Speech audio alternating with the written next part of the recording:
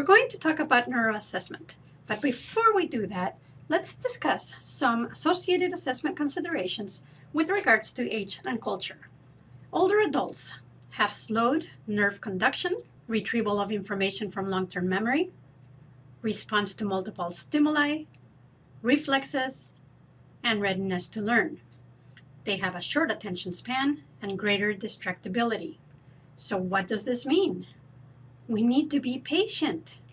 The changes I just discussed may also contribute to increased risk for falls. So let's be attentive to that. The elder patient may need additional time to process and respond to verbal stimuli. Age-related forgetfulness can be improved by use of memory aids and making lists, so we can help them with that. What about children? They adapt to the developmental stage. However, after toddlerhood, examine the patient in a similar manner. What is important to take during pregnancy? Folic acid. A deficiency in the first trimester can be associated with neural tube defects and spina bifida. During pregnancy, neurological signs and symptoms can be very common. This includes neurologic pain, such as carpal tunnel syndrome, paresthesias in the thighs. They can have headaches, leg cramps, and later in pregnancy, hyperactive reflex. Well, what are some cultural considerations? Do not confuse language barrier for a neuro impairment. Please, this does happen. African Americans have a higher incidence of hypertension and risk for stroke.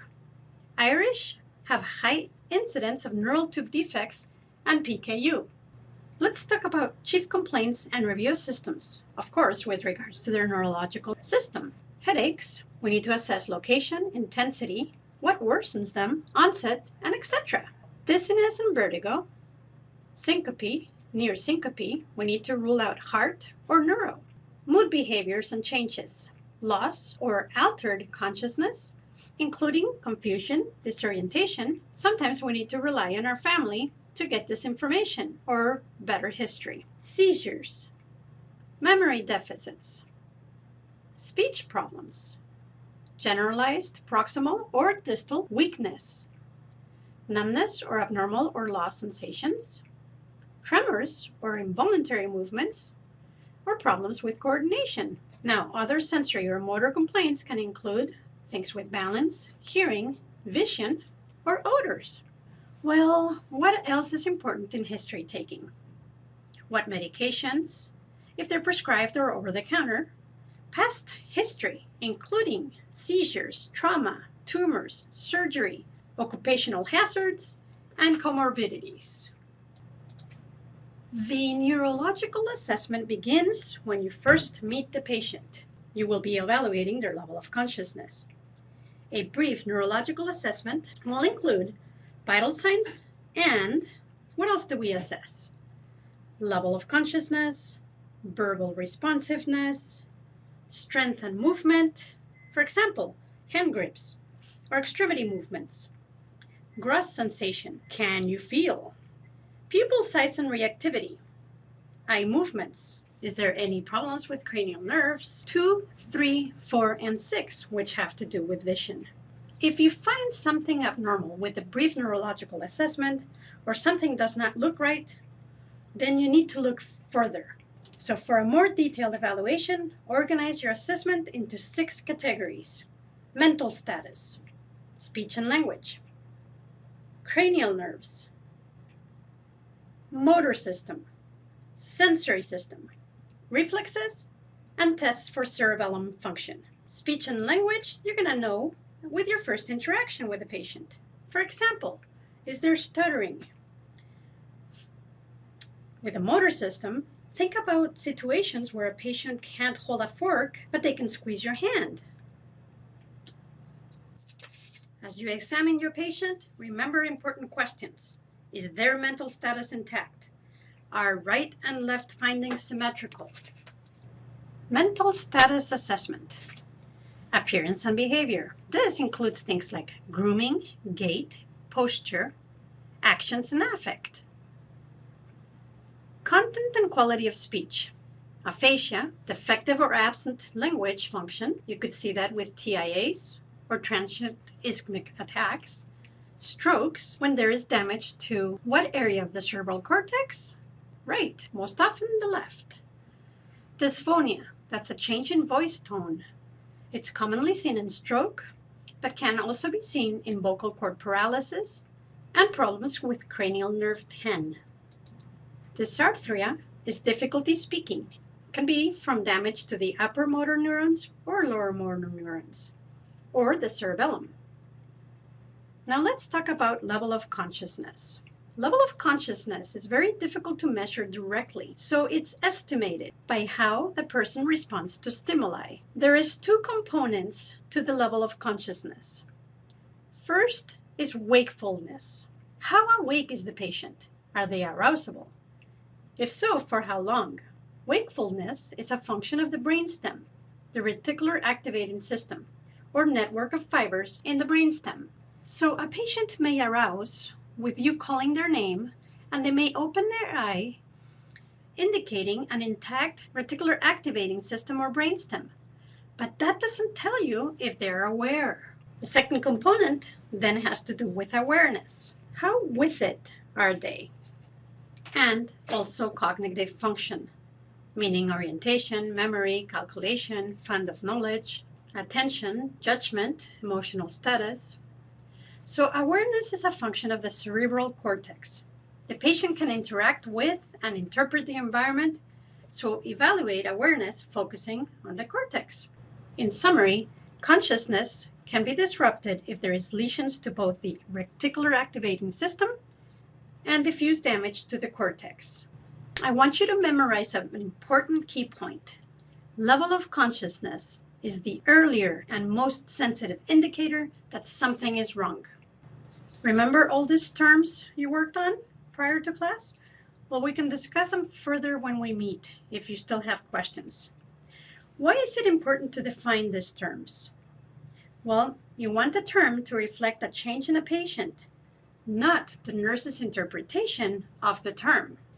A key point in documentation is going to be better than labeling with a term. Describe the patient's response. For example, patient responds slowly to verbal stimuli but drifts back to sleep.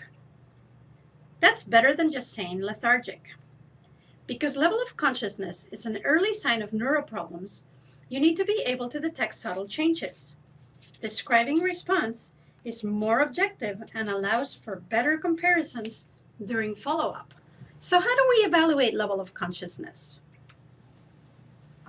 We stimulate with a progressive stronger stimuli and observe our response. The Glasgow Coma Scale is the most often used tool for assessment of level of consciousness. It is not to identify a focal finding. After we stimulate the patient, we score the response and obtain a score from 3 to 15. A score of less than 8 indicates the patient is in a coma. Changing scores are sensitive indicators of improving or declining neurological status. So all examiners need to use the same tool methods. The Glasgow is one, the APU scale is another. We will talk about the APVU scale later. In summary, to assure accuracy in assessments, especially for head injury patients, all examiners need to use the same tool method. So how do we apply this stimulus? An auditory stimulus is used first. So use a normal speaking voice. If the patient does not respond, then use a louder voice. If a response occurs, then direct the patient and assess their mental status. If there's no response to a louder voice, we're going to move into light touch. This is only used if there's no response to the auditory stimulation, right? This makes sense. Start with a gentle touch or shaking. If the patient does not produce a response, a painful stimulus is used. If the patient does not respond to a tactile stimuli, you will have to resort to painful stimuli. There are acceptable and unacceptable ways. Never nipple twist, no needles or pins, as they can break the skin and risk infection. Rotate the sites, as repeated stimulus may cause bruising. If we need to resort to a noxious stimulus, central stimulation is preferred. That is, squeezing the trapezius, performing an external rub, or a supraorbital pressure. A peripheral noxious stimuli includes pressure to the nail beds or a squeeze to the Achilles tendon. Know the difference between a central and a peripheral noxious stimuli. So what about the patient that does not respond to verbal or light touch, but is spontaneously pulling on the tubes or their lines? This patient is said to be localizing. Localization is the movement away from the stimulus and cross midline. Patient can be pushing the examiner away. But what does this really mean? The patient is intending to eliminate a noxious stimuli, purposefully intentional movement. If the patient is localizing, you do not need to do a painful stimuli. Just record it as patient localizes. Withdrawal is when a stimulated limb moves in response to a painful stimuli, with an effort to withdraw from the source. Smaller movement used to get away from the noxious stimuli. Let's talk about posturing. Decorticate posturing is lesions of corticospinal tract. Elbows, wrists, fingers are flexed. Legs are extended with internal rotation. Feet are plantar flexed. These cerebrate are from lesions of the midbrain, pons, and diencephalon. Arms are close to the sides and pronated. There is a rigid, clenched jaw. Neck and arms are extended and internally rotated when eliciting a response to pain. Tell me in class which of the two positions is worse, or which one has the worst prognosis. So what is the Glasgow Coma scale for the following patient? Opens the eyes only to noxious stimulus. That will be a 2. No verbal response. That will be a 1. When noxious stimulus is applied, patient flexes and internally rotates both arms and extends legs stiffly. That will be a 3. The total is a 6. Does that indicate coma? Yes.